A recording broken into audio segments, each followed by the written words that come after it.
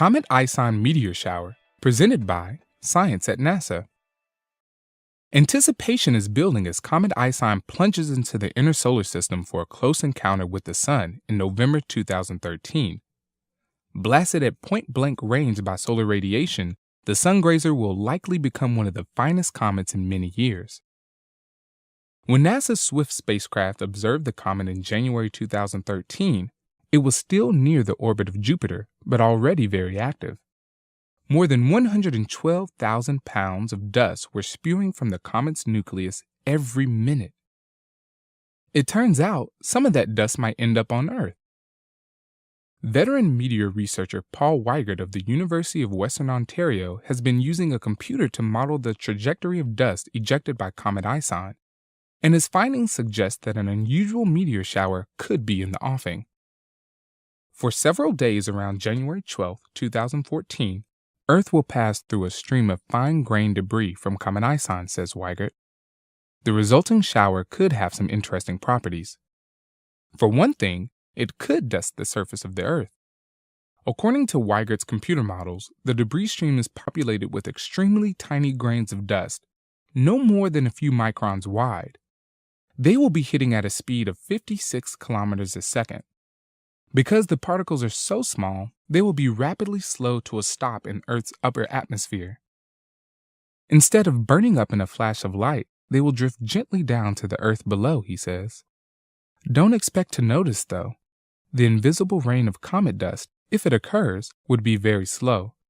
It can take months or even years for fine dust to settle out of the high atmosphere.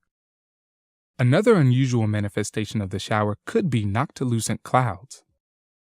Noctilucent clouds are electric blue clouds that float high above Earth's poles. Recent data from NASA's AIM spacecraft suggests that they are seeded by space dust. Tiny meteoroids act as nucleating points where water molecules gather. The resulting ice crystals assemble into clouds at the edge of space itself.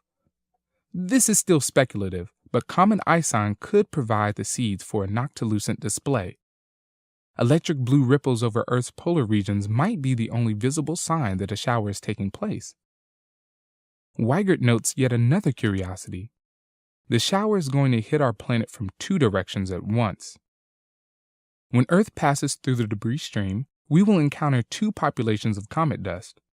One swarm of dust will be following Comet ISON into the Sun. Another swarm will be moving in the opposite direction, pushed away from the Sun by solar radiation pressure.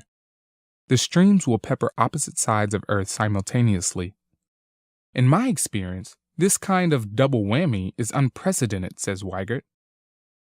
Bill Cook of NASA's Meteoroid Environment Office says there's little danger to Earth-orbiting spacecraft.